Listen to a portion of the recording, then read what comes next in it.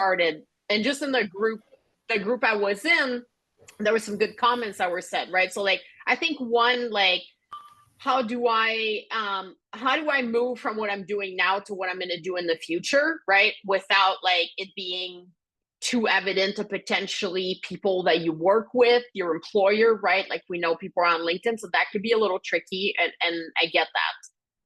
And to be honest, it's a delicate dance that you have to make. I can tell you by personal experience that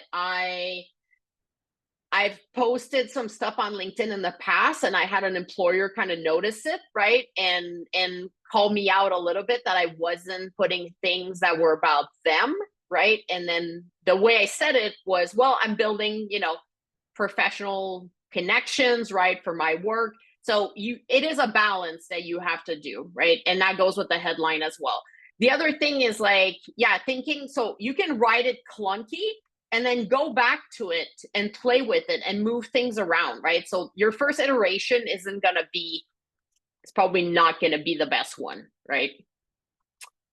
Okay, we're going to keep going because we have about, we're going to talk about endorsements. So let's get moving because I'm realizing that we're going to run out of time if we don't keep moving.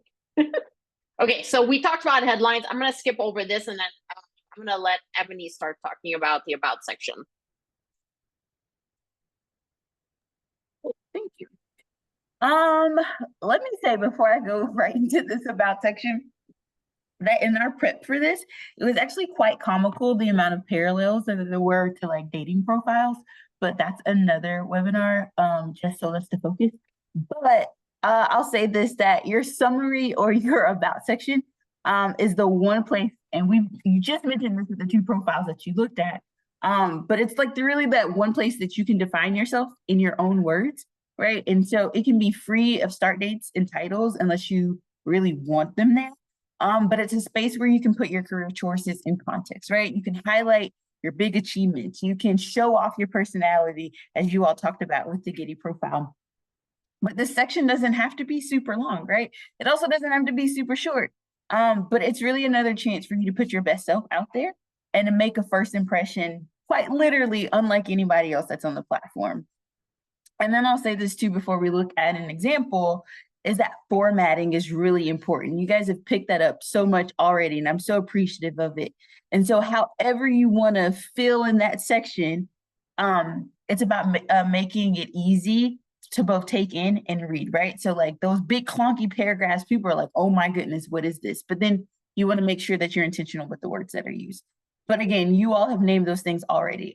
So I'll show you these examples, but I think you got it down pat. And there's some questions here that can help guide it, but just in the interest of time, just take a look at it when you get the slide deck later. So Jen, we'll go to the next slide. Oh, there we go. I can see it. So in these examples here, we see different formats and framing, right? And so regardless, we really love them. And why? Because they show focus, they show skills, they show proven success, and they even show values. And so I'll just read a quick one. I'll read the shortest one. And that this person highlighted that they've collaborated with cross-functional teams to collect and analyze customer feedback, helping identify product improvements that increase satisfaction and usability. So think about even like your resume and those power words, right, that we use to, again, being intentional with language. But again, there's different ways to kind of format this. And we've seen that a few times over the course of the night. Just to reiterate, the first 4 line of your about section is what people see. If they love those first 4 lines, they'll click to read more. If they don't like them, they'll move on, right? So that's really where you want to put all your energy. Then when they open up, there was someone that I think I posted a question about how much should you put? It's not really a rule of thumb for how much, but it is in your resume. So like a couple bullet points, right? Some really clear accomplishments, what you're passionate about is pretty much all you need into your about section. Let your experience, your education, don't repeat things that are later into your section, basically. Use that as like a really unique section to shine.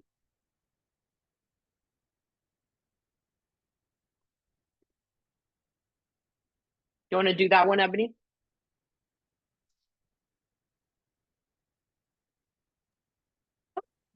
So for your experience in education, I also can appreciate that earlier on, a lot of folks said that we put their experience, right? Like that was what was prioritized. I know when I first joined LinkedIn, however many years ago that was, I probably did the exact same thing.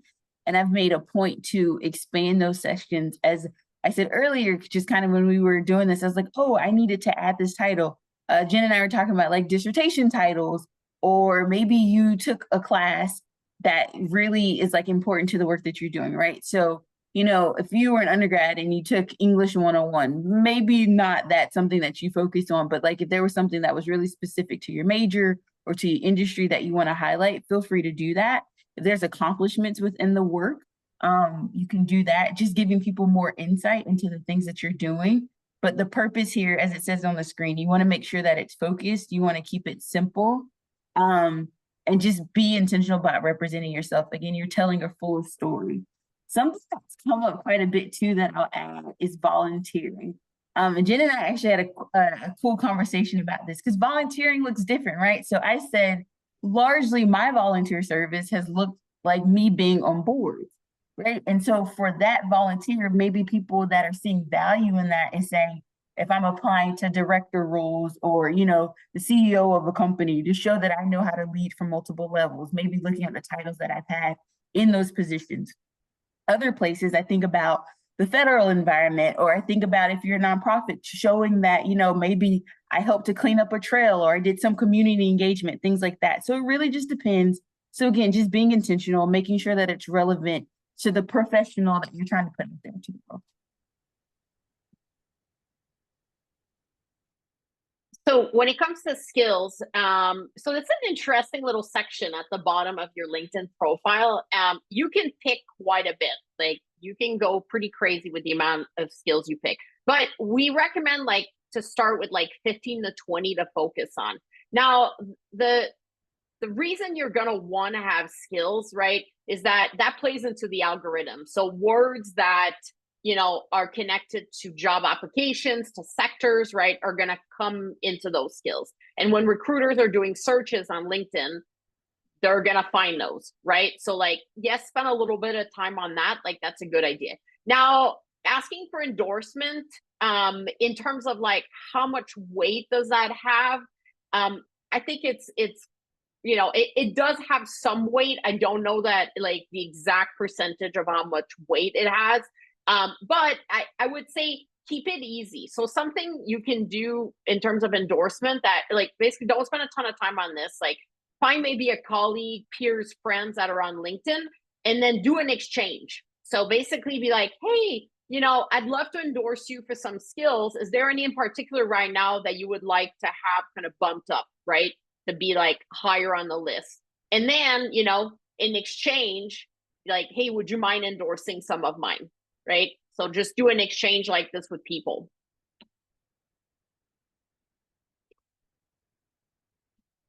Ebony. Thank you. So thinking back, I think I said earlier that there were like no hard rules. I was wrong. There's one. So LinkedIn Advocate is a thing, right? And we certainly want you all to grow your networks, which is why we, had the jumble of the breakout rooms tonight. And we want you to thrive in all of the spaces. So that means you have to come correct, right? So send the request. But again, the word we keep using, be intentional. So if you know the person, give a quick hello, maybe ask how they're doing, let that be your icebreaker.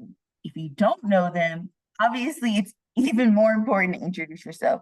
Let them know why you're lurking on their page. It's okay, we all do it. Talk about how you share similar interests. Whatever you need to do, just make a point to do it, right? Those introductions go a really long way. And Jen and I too were just talking about the fact that like we're in the age where everybody wants to be your friend on LinkedIn now, right? And so it's really hard to decide who is this random person that I've never talked to before. It's not an unwillingness to connect with them, but like what's the connection? So naming it really goes a long way. We can go to the next slide. And so here are some quick examples of the, hey, I see you, I appreciate you from a distance, let's connect, right? Super easy, super quick. And then I'll say Do this. we have a gym? Say it again. Do we have a gym in the group? Because he's gonna get a lot of emails. That's nope, funny. never mind. maybe. Well, if you're talking to Jim, Tanya, or Mika, just say like you want to make sure you respect the connection, right? So if you don't hear back from people, or you don't get accepted immediately, give it some time, unless there's like a really legitimate reason to follow up, right? So if there's something that's time sensitive and you don't want to be pushy, but like I understand, extenuating circumstances sometimes. And then it's also just really helpful to be mindful of their contact preferences, right?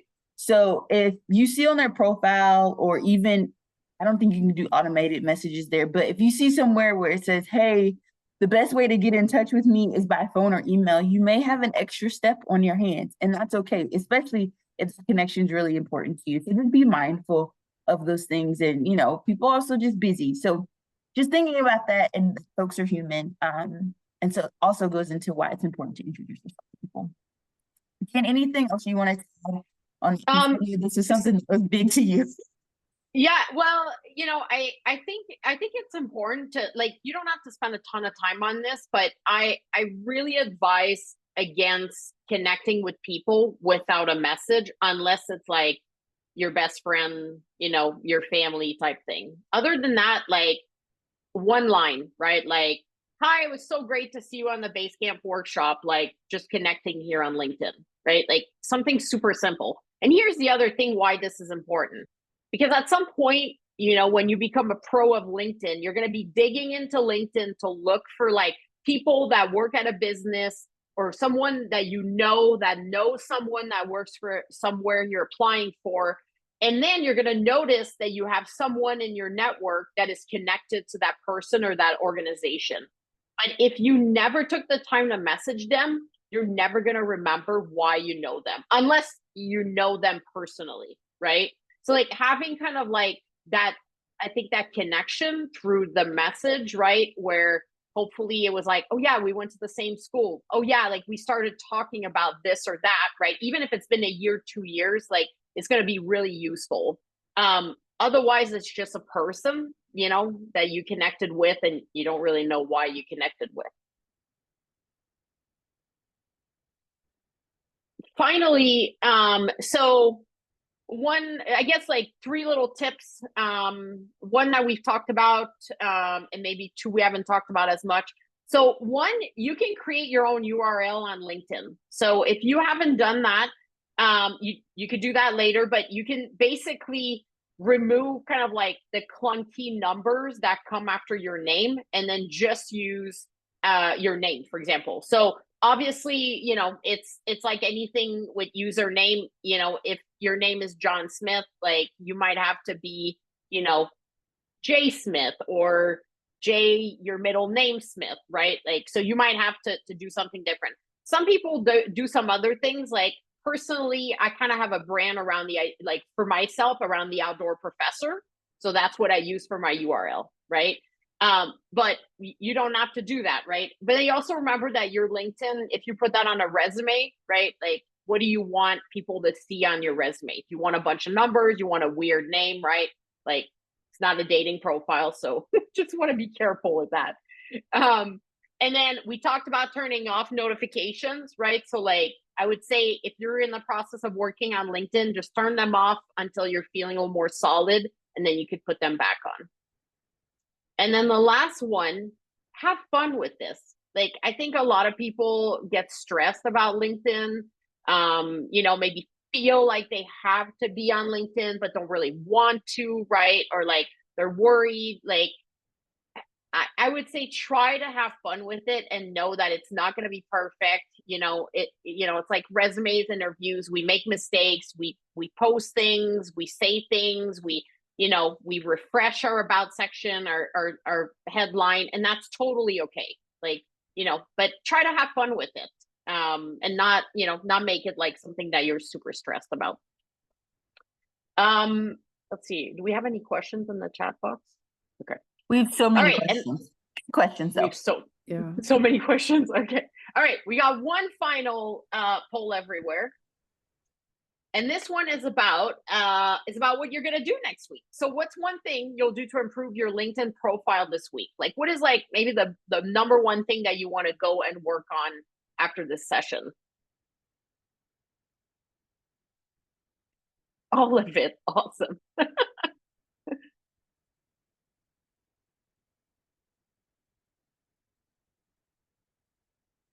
My about section. My about section achievements. Some literally everything. How do we answer the poll? Ooh. Did you just get so let me see if I can give you the instructions. Can you scan that QR code? Oh, is that how we do it? You can, yeah, Yeah. it'll pop up there. Yeah. I'll go back to the responses in a second. Were you able to get it? Yes. I Awesome. think so. Oops. Oh, it just like starts over. Look at that.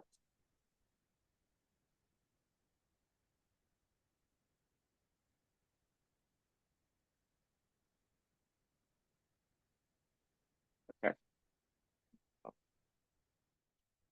So lots of people talking about their about section, which I think is a good place to start, right? Like if you've been doing things around experience, you know, which is kind of I think maybe the easiest thing to do, but yeah, putting some time into your about section can really make a difference. And again, like we talked about this with the algorithm, but like using keywords of jobs you're looking for, using words that you see in organizations you're excited about, right? Like going for what you want, right? Rather than maybe what you've done in the past.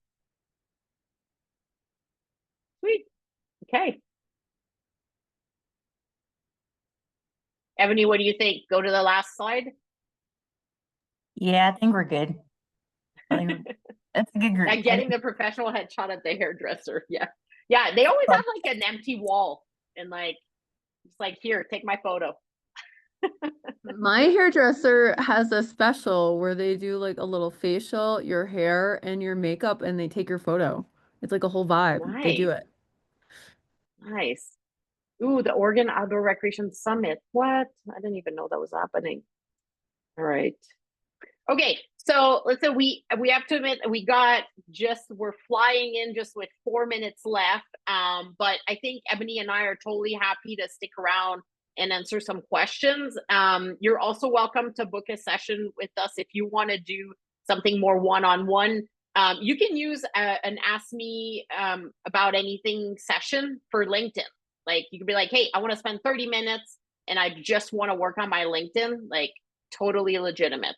You know, or some other things are totally fine as well. And other than that, I think want to thank you so much for being here. And yeah, we can, like I said, we can answer some questions, but if folks also have to go, you know, realize that maybe it's a little late for some people. Will this slide be sent out tonight? Can I post my LinkedIn link on the chat? Yeah.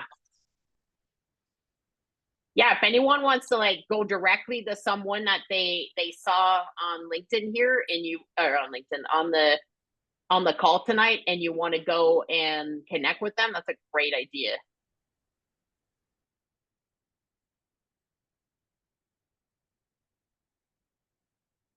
Love that. Just don't read my bio yet. Or maybe they can read it and give you some positive and constructive feedback.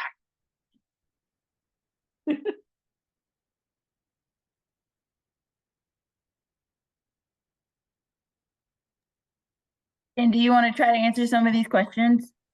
Yeah, Kelsey, you have a question? I do. I think some others were in the chat first, so it's totally cool if you want to hop to them and circle back to me. Wait, how am I not seeing? I just saw your hand up, so that's why. Yeah, Ebony, you saw some questions? 3 in a possible. Wesley wants to talk about verification. He's having issues there. And so if anybody has had success, things like that. Wesley, I'll say I'm verified in a couple spaces, like my school verified me. My job hasn't verified me though. I don't know. But I know you can do it with Clear. He also shared some of the images. Wesley's been through it.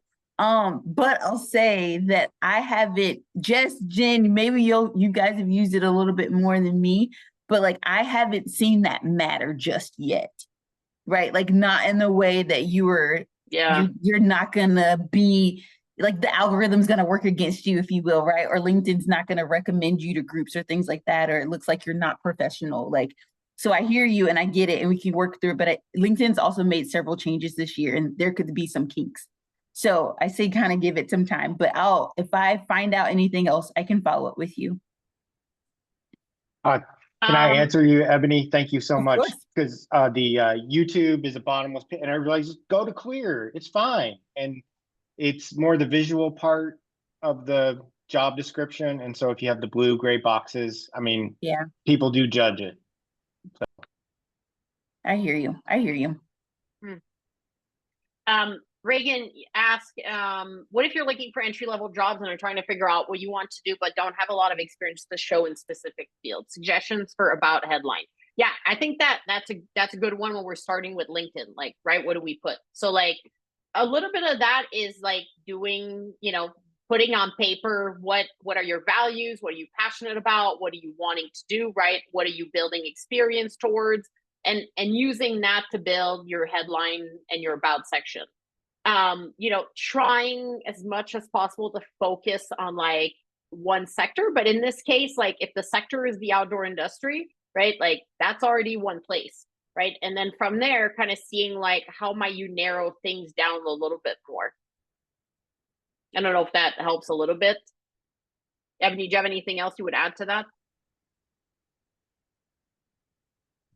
Really good. And then I also like there are other people in the same boat as you, right? So that's just that we're all looking at other people's pages, sometimes similar to what we do tonight. So if you see something or the ways people are doing it, or even like Google, or as I'm working against data centers in my real life, like using ChatGPT or something like that to see how people are writing about it too. It's cool to like use all of those tools and get ideas. But no, I think that's really good, Jen.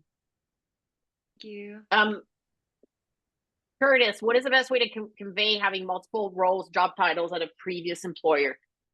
Yeah, it's interesting. I worked with someone recently who, and I don't know, I'm not want to make an assumption, but like felt like maybe it was also like, I wouldn't say a detriment, but like she had so much experience in different areas, but she was having kind of a hard time like focusing on things. And like, so one of the things I would say is, first of all, like that's a great thing. Like when you have like, a lot of different experiences, like I think there's a way of like, embracing it and showing that like you've held different roles. And so like the reason that maybe you've moved into multiple roles could be because you are someone who, I don't know if anyone's heard this term, like a multi-potentialite, right? Or someone who has like, a variety of skills and knowledge. So that's a plus, right? And then also like maybe your title or, in your about section is kind of like explaining why you switch from roles, because maybe you're doing so well, right? That like they wanted you to like replicate some of the things you had done in one role to another. And I don't know, and Curtis, I don't know if you want to add more to that. I don't know if Curtis is still here actually, but. Yeah, I am. So I've gone across a lot of the outdoor industry, switched to construction type things, been in corporate as well for direct to consumer stuff. But a great example would be I worked at a place in California where I was a zipline guide, team building facilitator, an inspection coordinator, a trainer. Nice. And that doesn't even cover everything that I did there, but I've found myself taking things off because it's extending my resume. Or at the corporate job, I went from an advisor to like a coordinator to then a project manager. And so do you show that progression, or do you just say project manager because that's the high level job, and how you focus and not try and give too much and make it look like you can't focus on something? Yeah, so I'll give you one idea and then maybe Ebony will has something different. But so I think there's two ways to approach this. So one is that I don't think you need to have all your titles, right?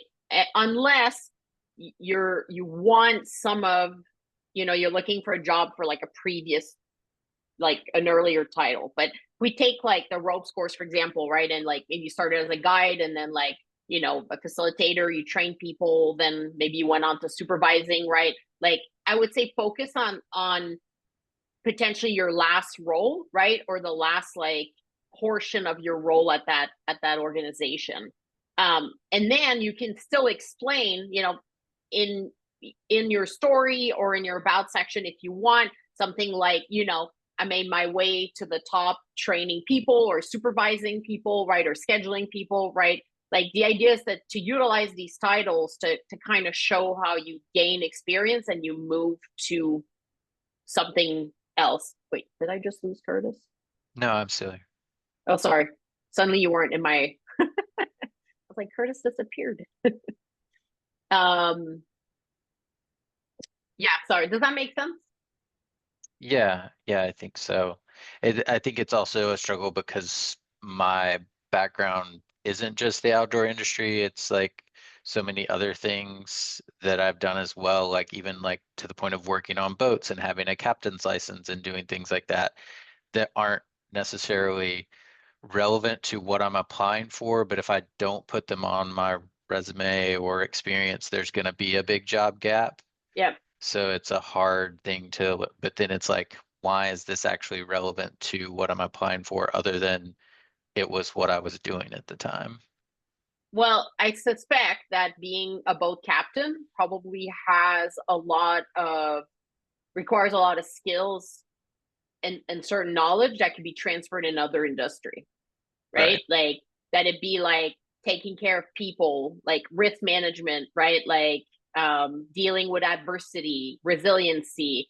I haven't been a boat captain, so I'm making things up here. Other than Shackleton that I can think of. And so Did a little right, better than he did.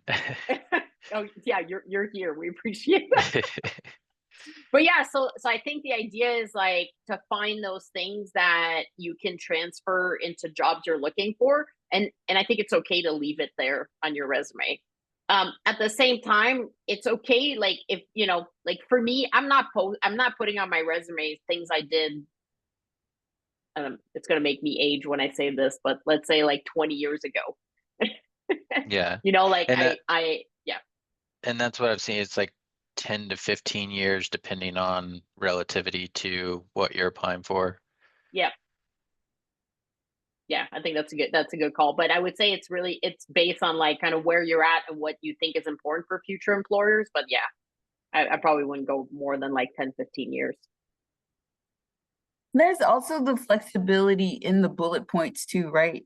So like Jen, you mentioned on the about section, like your top 4 lines. As somebody who had to go through hundreds of applicants for jobs at a time, I wasn't reading, if somebody put 10 bullet points or something, you know what I mean? Same here, like I wasn't reading through all of them. So if there's some transferable skills that are more applicable to the jobs that you're applying for, like highlight that, right? So Jen was just talking about like the leadership that comes with that, or the organization, or the planning, or the logistics, right? If there's things like that that really stick out, like move those to the top, and maybe those more captainy, I don't know, captains, yeah, but those like, you know, technical things that aren't maybe relevant to the jobs, put them further down. Is there sorry, I know I'm taking up a bunch of people's time. Just one last thing, relevant versus recent. Does that matter, do you think, from the employer perspective? Like if you're putting your things, you know, because I'm transitioning back to a certain type of role, put the things I've done like that more towards the top if I'm applying to those roles at the time? Or do you think chronological is more? Yeah, so I've seen as like non-chronological resumes, and I haven't seen people have much luck with them. I think most recruiters, employers, hiring managers don't understand them. Because there is like, you know, the type of resumes that's more like based on like your skill sets kind of, and yeah, I haven't had a ton of luck with them. I agree. Good to That's sound advice. I would stick with I think people are searching for experience, and it's not. Yeah. Yeah, I think maybe the only time that might work is if you're getting directly, like, you're gonna get an interview because you have an in with, let's say, someone like referred you and you're talking to the hiring manager, and but if you're just putting your resume into, to the pool and you don't really have that connection yet, I would probably stick with the chronological. Great. Um, Thank you. yeah, I wanted to say, Amy said ChatGPT gave me some good ideas. Yes, please. Like, I'm all about using ChatGPT, and like, we gave you some tips today for like the headline, the about section, but like, I'd say take that to like get, your juices flowing, and then why not like throw it into ChatGPT, right? And see what it says. Stay intentional if you do that, right? Like, make sure that it's still your voice and that, it represents you. But yeah, that's a great tip. Hey, and Lindsay. just for the folks Oh, that had sorry. their hands up, Kelsey and then Lindsay, and then maybe we can Yeah. go back to the chat. So, Good. Did we? the last time I updated my LinkedIn was 2014, and I am all the locked out. And they have you like upload your driver's license, which I think is really creepy. Or I could just start a whole new LinkedIn because it needs all that work anyway. Is there like a screaming loud reason why I shouldn't just start a new LinkedIn and leave that old one floating around in space? I don't know that We it'll let you, Kelsey. I think that that's part of why they ask for IDs. I think there's like some kind of protection about people impersonating others and stuff. It let me start one. I mean, it's a new email address because the old email address is long gone. But Oh, cool. is it like super problematic to have an old one floating in space and then a new one that's clearly much more updated? Yeah, I don't have a great answer to that. I will say I have come across some profiles that like, look really, really old and outdated, and like, someone started and then they never did anything on it, and like, I might not look to see if someone has another one. So that might just be the problem, is if someone's looking for you and they fall on that one first.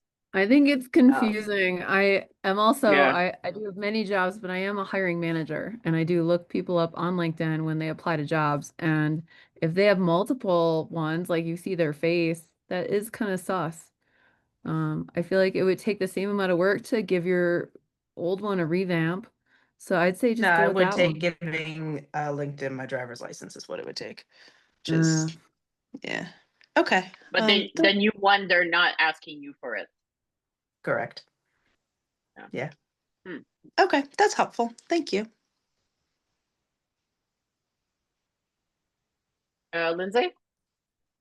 Yeah, so again, I don't want to take up too much of the airspace and bandwidth, but what I'm really curious about kind of connects to what we were talking about, like Curtis's questions, like taking that idea that a lot of us in the outdoor industry have these really like diverse and varied kind of like backgrounds of what types of jobs we've done. And I feel like a lot of the advice that I was just hearing, which is really solid and I appreciate it, like kind of is like how to tailor that into aiming at a specific type of job that you're looking for. My curiosity is like in my situation, I'm looking at that I could be talking to employers that's like field education work, and I could also be talking to like, you know, like foundations doing philanthropy and grant work to support nonprofits and stuff. So I'm trying to figure out how to take, and I have background in all of that, like how to take not only like presenting the background, but like presenting the goal without it just getting wildly either muddied or absurdly verbose. So like if you're aiming at if you might be going at a few different types of positions, like how do you target it? Or maybe you can't. Okay, so sorry, I just want to make sure I'm understanding correctly. So you're asking like if you're looking at a variety of positions, how Hmm. do you target your LinkedIn? Right. So it's less Yeah, like how do I take my wildly diverse background and target it towards one specific type of yeah. opportunity. It's more like if I'm looking at lots of opportunities, how do I make that like a functional representation of Yeah. what I'm aiming at? So my take on that, and maybe Ebony and Jess have a different idea, but I think it's challenging with LinkedIn, right? Like it depends how wide you're talking about, because like when you're applying with a resume, you can make a different resume for every Right. single job you're applying for, right? Right. But with LinkedIn, like, you know, you do have to kind of focus on certain things, right? Like if you're like, I'm interested in teaching and I'm interested in construction and I'm interested in marketing and I want to work in conservation, but I'm also open to working in retail. I think from an employer's perspective, like I think that scares employers. It doesn't Right. show like a focus on, you know, that area, you know, an area of expertise. And also like, you know, it's like you're just kind of, how do they call it? Sorry, my first language is French, so once in a while I can't think of the expression, like throwing stuff until it sticks. Is it Right, throwing yeah. So I guess my one quick follow-up to that then, would that be a situation where it would make sense to really focus on the about section about like why you're doing any of these things, like why you're interested in any of these types of roles, like what is your kind of driving force, or do you just gonna have to pick one and go with it?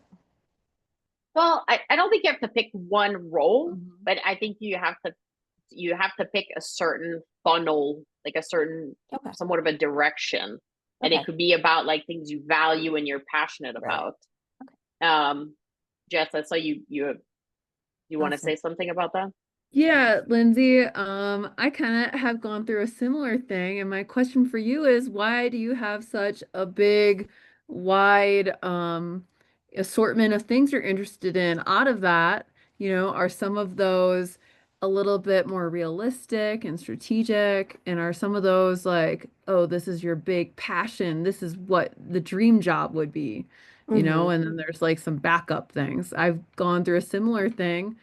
Um, you know, is that why your the things you're interested in are so wide and varied, is because you're kind of casting a big net?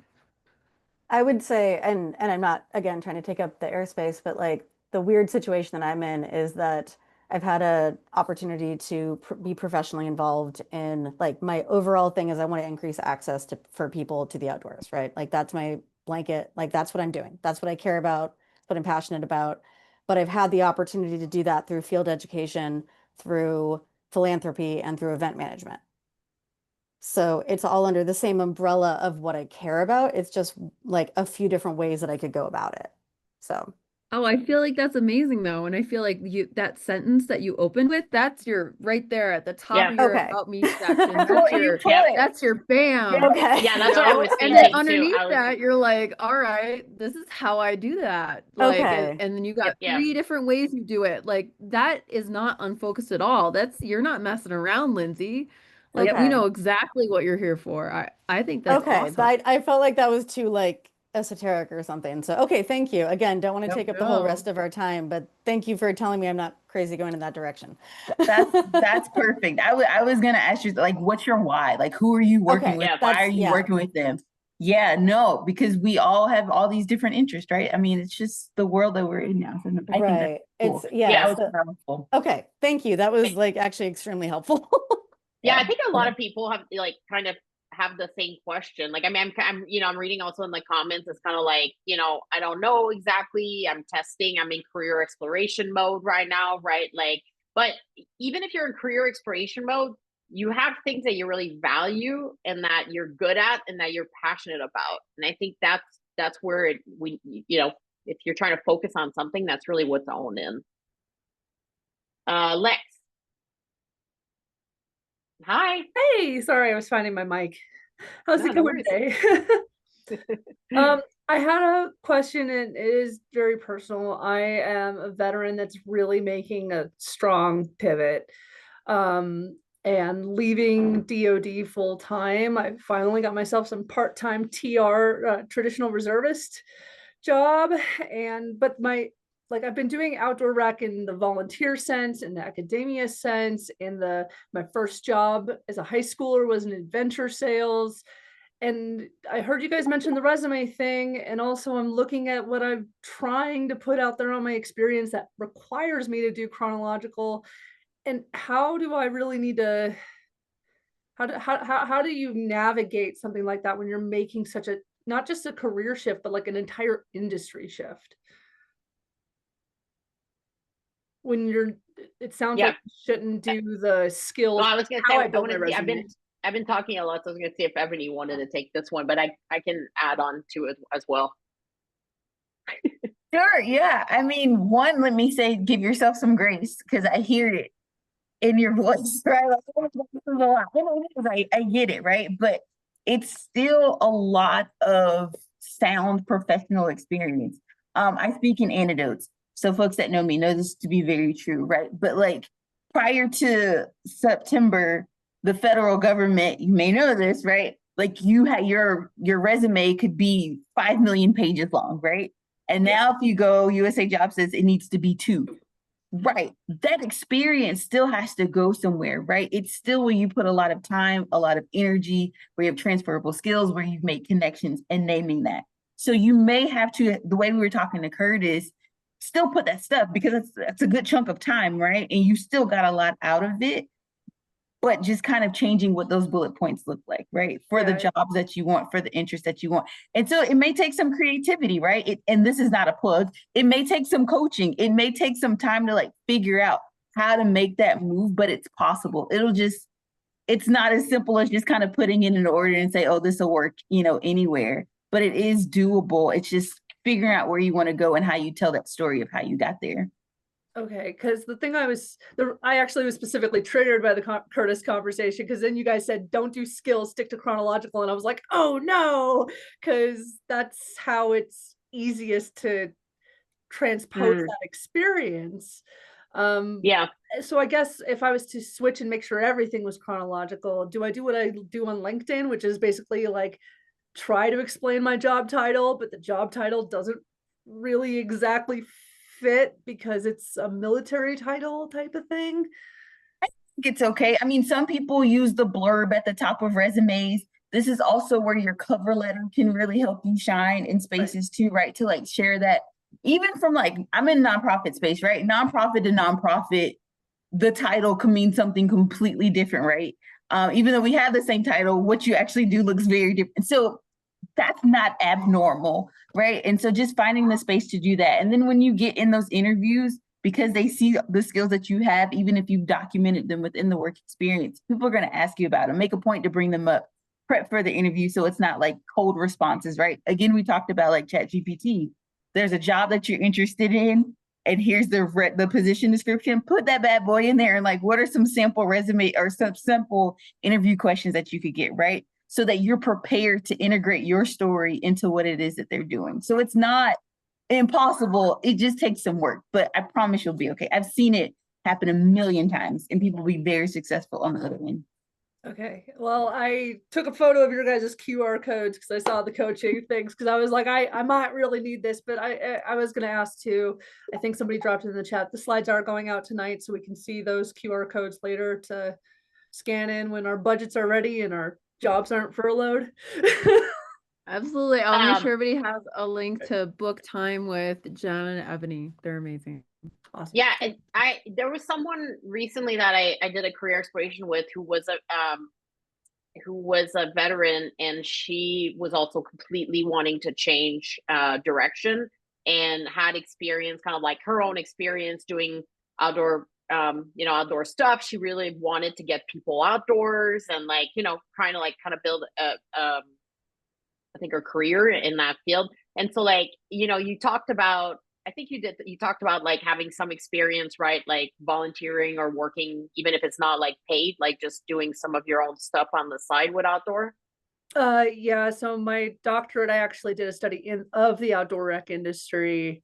So like, so stuff like that, but yeah, it's like I can put internship as a doctoral researcher, but right. It's just that, and then a job I did over 15 years ago in adventure tourism sales for part-time 3 years. So it's really hard to capture that when all my professional experience has been so long in this one industry. Yeah. So I think, okay, so 3 quick tips. Like, I think one, it like in your resume, your little like, why am I having a blank right now? Like your little summary at the top, right? Like, have something really catchy that like explains that like, you kind like you left, or this is what you've learned, in the military and now you're transitioning back into the outdoors type thing. Mhm. 2, the cover letter is going to be really important for you.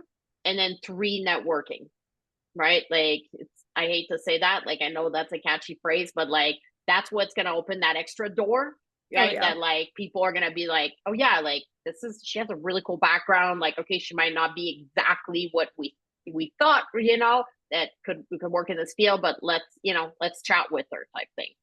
Yeah, Yeah. I could at least attest to the networking because I've done Outside Summit and Coils, and I almost Yeah. did the Society of Outdoor Recreation Professionals, but I can't afford it right now. So Yeah, that's they right came there. out with a scholarship for students. If anyone's a student here, I just posted that, I think last or a couple days ago on my LinkedIn. So Well, thank you guys. yeah, you're welcome. Anyone else have a question? We'll probably do like maybe another 5 minutes and then we'll let folks go.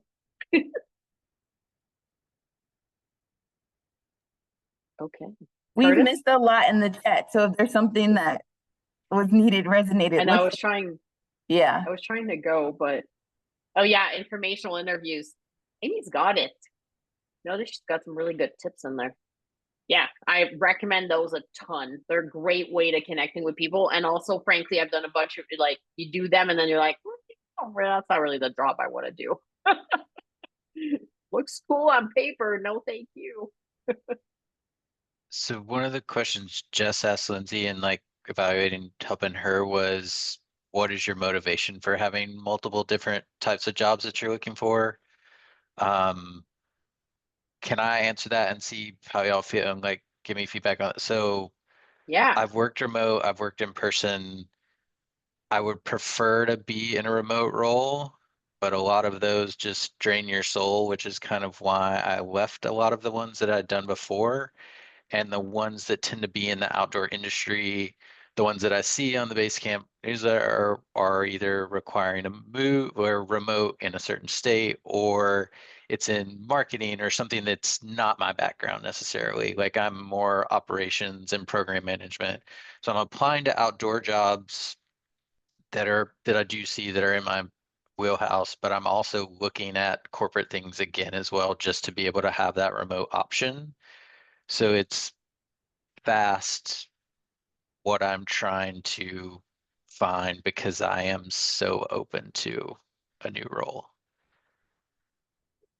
Yeah, you're casting a wide net right now on a ton of different things, right? Right. Yeah.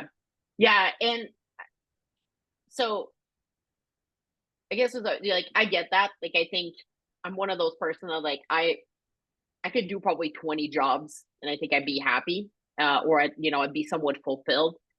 But I think sometimes we have to put ourselves into the shoes of employers, and depending on the role, like if they're looking for someone who's going to stick in their business and is going to take the time, right? And like, we know how expensive it is to train someone, right? Hiring and onboarding and all that, and to put time into you.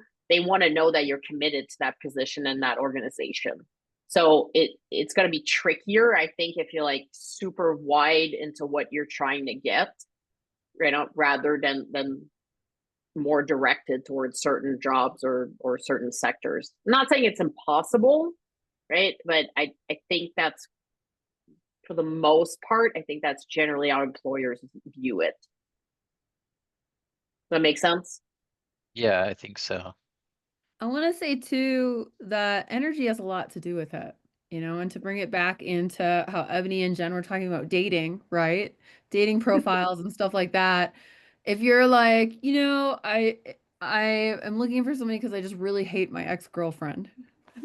Or if you're looking and you're like, any of these people will do. Like, nobody's gonna be excited about that. It has to be specific. You got to shoot your shot. You got to go for the one, you know? And as somebody who interviews folks and things like that, you can feel that resonates, Yeah, that's a good when you point. ask people, why do you want this job? Have a strong why and like be bold in your pursuit in it. When you're clear and focused, like the momentum follows you there, things fall into place. I think for Yeah, me, when I do that and have a very specific why, because I would prefer to be in the outdoor world, but work remote at the same time, it really shrinks the available jobs. So that's also why I have a bit of a wider net as well. Because I would really prefer to do something that I have a big why for, but I also need to pay the bills. So it's like, Right. would I do something to have a job that is a career and do that? I don't know. This comes up quite a bit in my sessions. And I understand because I've been there. Like the urgency and like the stress that comes with like I need a job, right? Like bills have to be paid and they come back every month, right? Like so I get that. But it's also an opportunity to be a little, I get what I'm saying is big, but it's an opportunity to be a little bit selfish, right? And be like, this is my why. And I'm going to feel really happy and healthy and balanced and fulfilled if I do it, right? So dedicating that time and energy. And then, Curtis, when stuff is supposed to work out, it's crazy how it just works out, right? And so just putting a little bit into that, right? So that I love the parallels with this like dating profile thing, but like when you swipe right, they're gonna swipe right, and it's gonna be like the perfect match. And it's really exciting when that happens. But I get you, right? I work in the outdoors 9 times out of 10. Let's see, there's 365 days in a year. Probably 300 of them I'm working at home, right? And my job for the last decade plus has been related to the outdoors. So it is possible, but connecting with people that work for organizations, seeing how they do it, right? How do they get to that point? What does that flexibility look like? Do they have organizations or jobs that they could recommend? Because there is a lot of stuff out there, but we just don't know because we don't know what we don't know, right? And so Yeah, just keep trying. definitely. I get it. I get the pressure. When I tell you I get it, I get it, I get it, I get it. But still an opportunity to be really selfish for yourself right now and be like, this is what I want to do, right? And just taking some time and energy to find it. Makes sense. All right, everybody. I'm gonna jump in here and shut it down for the night. We went 30 minutes longer than we planned. This was such a great conversation. And it only tells me that there's so much help needed here on this LinkedIn. And just want to reiterate to everybody, I'll send a recording, I'll send the deck, and I'll send links to book a session with Ebony or Jen. They have all kinds of different services they offer, but you know, some of these questions are great for their 30-minute Ask Me Anything session. That's pretty affordable too. So look for those in your inbox tonight. And thank you so much, Jen and Ebony. This was an amazing session. Thanks everyone for coming. Really appreciate it. We do. Happy to Yeah. connect on LinkedIn. Thank you. Send Jen a Send me a message little- though. Yeah, send me a little message. Hey, Thank you so much. Really, thank you all. Thank you. Thank you. Thank bye. you. Bye.